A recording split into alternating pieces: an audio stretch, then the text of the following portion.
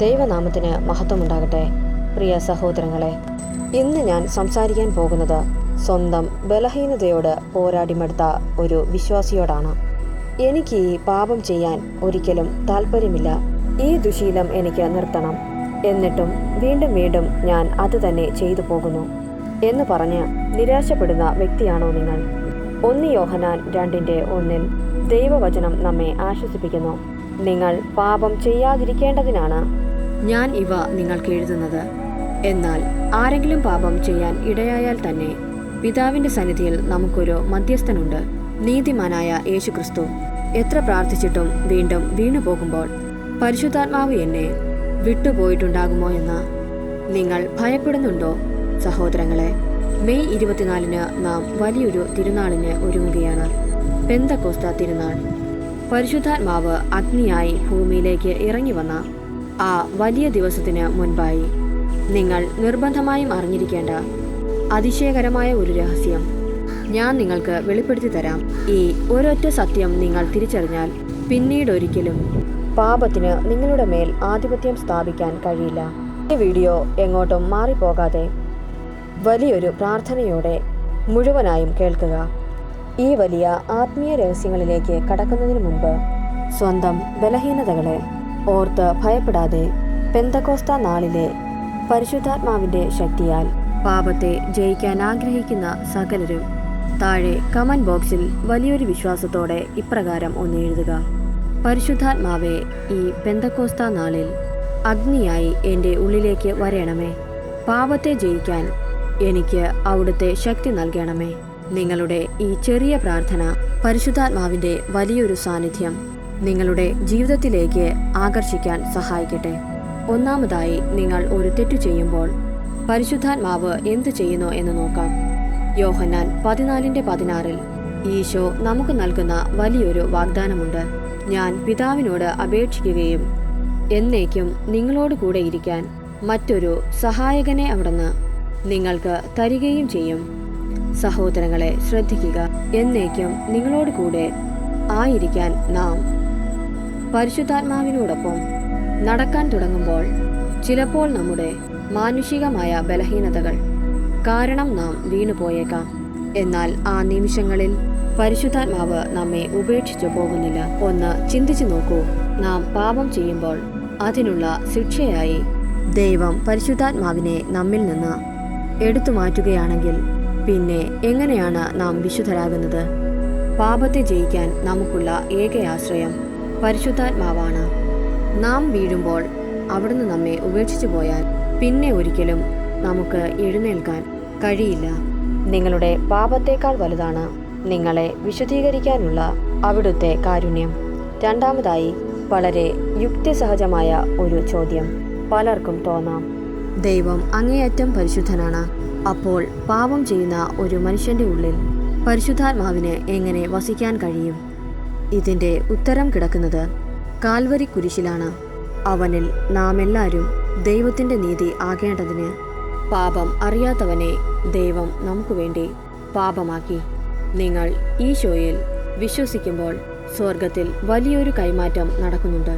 ദൈവം നിങ്ങളിലേക്ക് നോക്കുമ്പോൾ അവിടുന്ന് കാണുന്നത് നിങ്ങളുടെ പാപങ്ങളെയോ കുറവുകളെയോ അല്ല, മറിച്ച് കാൽവരിയിൽ ചീന്തിയ ഈശോയുടെ പൂർണ്ണതയാണ്. നിങ്ങളുടെ തെറ്റുകൾക്ക് പകരമായി ഈശോയുടെ പുണ്യം ദൈവം നിങ്ങൾക്ക് നൽകി. അതുകൊണ്ടാണ് നിങ്ങൾ ചിലപ്പോൾ അബദ്ധത്തിൽ വീണുപോയാലും പരിശുദ്ധാത്മാവിന് നിങ്ങളുടെ ഉള്ളിൽ വസിക്കാൻ കഴിയുന്നത്. സഹോദരങ്ങളെ, നിങ്ങൾ നിങ്ങളുടെ സ്വന്തം യോഗ്യത കൊണ്ടല്ല, കുരിശിലെ ഈശോയുടെ യോഗ്യത കൊണ്ടാണ് പരിശുദ്ധാത്മാവിന്റെ ആലയമായിരിക്കുന്നത്. മൂന്നാമതായി, വളരെ പ്രധാനപ്പെട്ട ഒരു കാര്യം നാം മനസ്സിലാക്കണം: പരിശുദ്ധാത്മാവ് നമ്മെ ഉപേക്ഷിക്കില്ല എന്ന് കരുതി നമുക്ക് ഇഷ്ടമുള്ളതുപോലെ പാപം ചെയ്യാം എന്നാണോ? ഇതിനർത്ഥം ഒരിക്കലുമല്ല. റോമ 6:1 മുതലുള്ള വാക്യങ്ങളിൽ ബൈബിൾ വ്യക്തമാക്കുന്നു. അപ്പോൾ നാം എന്താണ് പറയേണ്ടത്? കൃപ സമൃദ്ധമാകാൻ വേണ്ടി പാപത്തിൽ തുടരണമോ? ഒരിക്കലും പാടില്ല.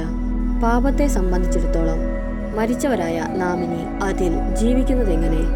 ഒരു യഥാർത്ഥ വിശ്വാസി ദൈവത്തിൻ്റെ ഈ വലിയ കരുണയെക്കുറിച്ച് അറിയുമ്പോൾ അത് വീണ്ടും അത് വീണ്ടും പാപം ചെയ്യാനുള്ള ഒരു അവസരമായല്ല കാണുന്നത്, മറിച്ച് കൂടുതൽ വിശുദ്ധിയോടെ ജീവിക്കാനുള്ള ഒരു പ്രചോദനമാണ്. നിങ്ങളൊരു തെറ്റ് ചെയ്യുമ്പോൾ നിങ്ങളുടെ ഉള്ളിൽ നിങ്ങളെ അസ്വസ്ഥനാക്കുന്ന ഒരു ശബ്ദമില്ലേ? നിങ്ങളുടെ ഉറക്കം കെടുത്തുന്ന ആ കുറ്റബോധം, അത് പരിശുദ്ധാത്മാവ് നിങ്ങളെ വിട്ടു പോയതിൻ്റെ ലക്ഷണമല്ല, മറിച്ച് പരിശുദ്ധാത്മാവ് അവിടെ തന്നെ ഇരുന്ന് നിങ്ങളെ തിരുത്തുന്നതിൻ്റെ ലക്ഷണമാണ്. നിങ്ങൾ ആ പാപം ഉപേക്ഷിച്ച് തിരികെ വരുന്നതുവരെ അവിടുന്ന് നിങ്ങളെ സമാധാനമായി ഇരിക്കാൻ സമ്മതിക്കില്ല. അതാണ് നിങ്ങളെ നശിച്ചു പോകാൻ വിട്ടുകൊടുക്കാത്ത ദൈവത്തിൻ്റെ സ്നേഹം. നാലാമതായി, അങ്ങനെയെങ്കിൽ ഈ പാപത്തെ നാം എങ്ങനെയാണ് ഇല്ലാതാക്കുന്നത് എന്ന് നോക്കാം. റോമ 8:13 വചനം വളരെ വ്യക്തമായി പറയുന്നു, നിങ്ങൾ ജഡീകരായി ജീവിക്കുന്നുവെങ്കിൽ നിങ്ങൾ തീർച്ചയായും മരിക്കും. എന്നാൽ ശരീരത്തിൻ്റെ പ്രവണതകളെ ആത്മാവിനാൽ നീ ഹനിക്കുന്നുവെങ്കിൽ നിങ്ങൾ ജീവിക്കും. പാപത്തെ നിങ്ങളുടെ സ്വന്തം ഇച്ഛാശക്തി വെച്ച് ഇല്ലാതെയാക്കാൻ ശ്രമിച്ചാൽ നിങ്ങൾ പരാജയപ്പെടും. അതിനുള്ള ഒരേ ഒരു വഴി നിങ്ങളുടെ മനസ്സിനെയും ശരീരത്തെയും പരിശുദ്ധാത്മാവിനെ വിട്ടുകൊടുക്കുക എന്നതാണ്.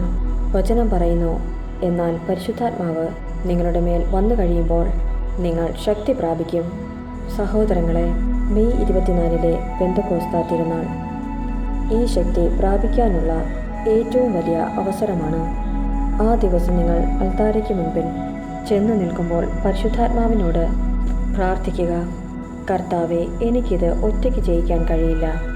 ഈ പെന്തക്കോസ്ത നാളിൽ അവിടുത്തെ അഗ്നിയാൽ എൻ്റെ പാപ വാസനകളെ നശിപ്പിച്ചു കളയണമേ. ഈ മെയ് 24 നിങ്ങൾ പരിശുദ്ധാത്മാവിനോട് കൂട്ടുചേരുമ്പോൾ നിങ്ങളുടെ ഉള്ളിലെ പാപത്തിൻ്റെ സ്വാധീനം എന്നേക്കുമായി ഇല്ലാതെയാകും. സഹോദരങ്ങളെ, പിശാച് പറയുന്ന നുണകൾ കേട്ട് ഇനി നിങ്ങൾ ഭയപ്പെടരുത്.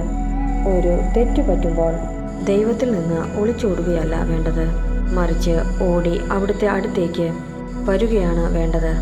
ഈ പെന്തക്കോസ്ത തിരുനാൾ നിങ്ങളുടെ വിടുതലിൻ്റെ ദിവസമാവട്ടെ.